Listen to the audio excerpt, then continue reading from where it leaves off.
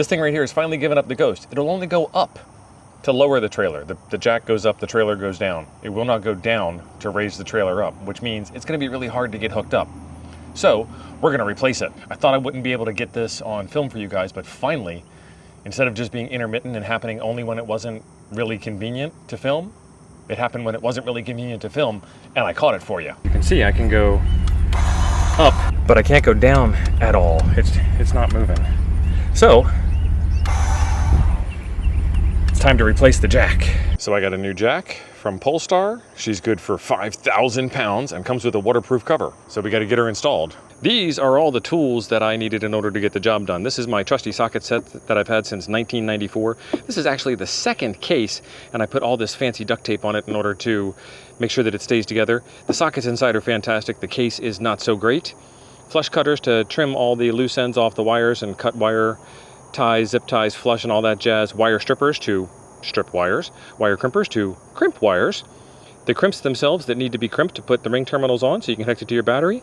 This wrench actually comes with the jack, and this is so that you can get it up and down in case of an electrical outage of some kind.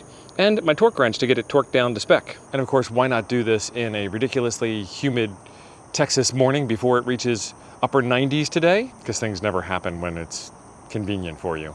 First thing we got to do is put in the slides. There is 2 slides. You'll just have to take my word for it that I put them both in. And since we have to take the entire old jack stand out, we need some way to support the tongue weight of the trailer. So I got the world's most expensive jack stands I could find, and that is my truck and tow hitch. So what I'm gonna do is get the whole thing hitched up, and I'm actually gonna put on the weight distribution bars because the truck is off of the pad that the RV is on, and that'll give me just a little bit extra of an advantage of keeping that higher off the ground than otherwise I would have. These things here on most RVs are only stabilizer jacks. So if they are only stabilizer jacks on your RV, make sure you put them up, because they're not designed to hold the weight. They're just designed to keep it from falling over side to side. Be sure you have wheel chocks so that your RV doesn't move around while you're doing all of this. And I know those are Anderson leveling blocks, but I wanted to show you those too, because those things are pretty awesome. The whole goal is to make sure that your trailer doesn't run away from you while you are in the middle of doing all of this stuff, because that would be a bad day. You also want to disconnect power. It's a 12-volt jack, so it's gonna need 12-volt power. We're gonna disconnect power from here and take off the negative terminal on the battery and the positive terminal on the battery, just for extra safety precautions. And also, this jack, that's not really good lighting. There we go. This jack connects directly to the battery, so we're gonna be able to take care of that while we're in here as well. I've got 2 batteries on the tongue to give me some extra runtime. If you wanna see how those 2 batteries were installed, I will leave a video link for you up here at the top and down in the description below. Some quick snip of any old wiring harness accessories that are out there to make my life a little easier. And then make sure that all of the weight is off of the tongue jack after you have it completely connected up to the truck for security and safety and all that other jazz. And we're clear. And then just 3 bolts here.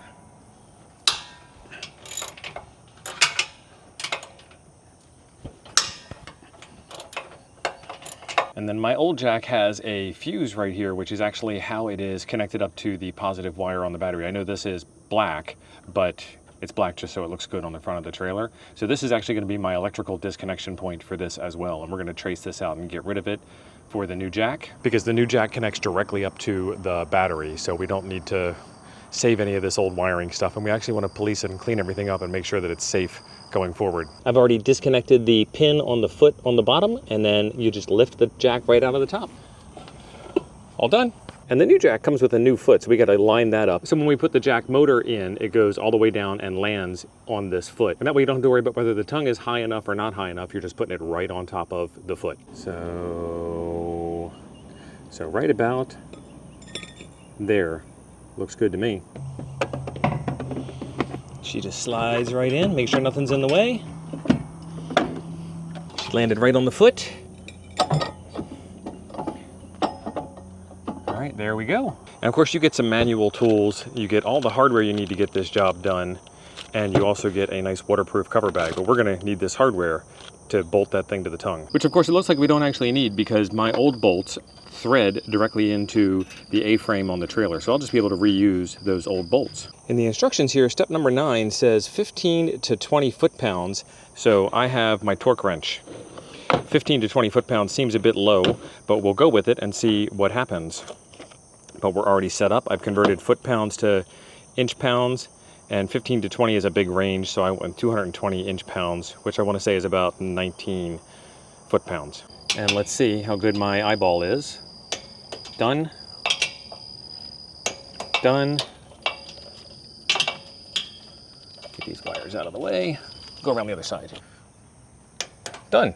And it's probably a good idea to retorque those after your next trip, before your next trip, after your next trip, somewhere in the middle of your next trip, a couple of times down the road just to make sure that they stay within spec. And luckily, after taking everything out, they actually gave us some zip ties here. These were already attached and just needed to cinch them down after I got it looking all nice and pretty, which it is. Good to go there. I'm going to use my flush cutters to cut those so we don't have these guys flapping in the breeze and hurting our fuel mileage. And I'll go find that in a second. But this one, I'm smart enough to hold on to. So these wires come from the factory pre-tinned with solder, and depending on where you fall on the crimp and solder, crimp no solder continuum of the world, the spectrum, you want to fix that.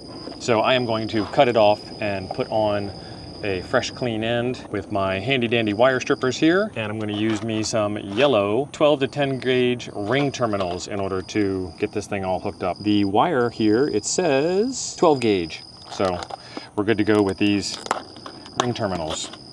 And then these will fit nicely on the battery posts. So shove that in, get yourself a nice set of crimpers, find the right colored dot to crimp with, and then I always put a little bit of extra wire through there, and then I can trim that off with my flush cutters. And we'll do that for the negative terminal, and then we'll get them all hooked up. Battery connection's all made up. Let's give her a test. We've got an up and down button, and we've got a light. These are nice waterproof enclosures. There's my light, and the light works. Excellent. Now does the up and down work?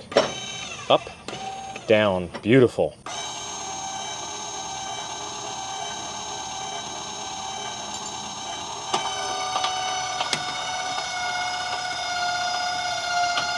All right, looks good to me. I want to make sure I get you guys the most up-to-date information. I'm going to check the website here real quick and share it with you. This is rated at 5,000 pounds. Your trailer, my trailer particularly, is 9,000 pounds dry, and then I've probably got another 1,000 pounds, 2,000 pounds worth of stuff in it.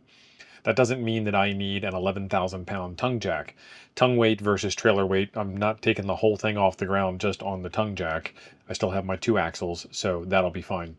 I'd assume that it's probably, you know, usually it's a 2,000 pound trailer, 200 pound tongue weight, 10,000 pound trailer, 1,000 pound tongue weight kind of deal. So this thing is way overkill for the size of my trailer in particular, but double check the little placards on the side of yours to make sure that it's a good fit for your trailer as well. We've got a patented brake and ball system. We've got a 22.5 inch vertical travel, and then there is an extra 4.5 inch manual travel adjustment with that foot that I showed you down there. The manual crank for emergency use, I told you about that. Waterproof. I would certainly hope it's waterproof since it's designed to sit outside its entire life, but it does come with that waterproof cover, and it does have the light bulbs to help you do your install at night.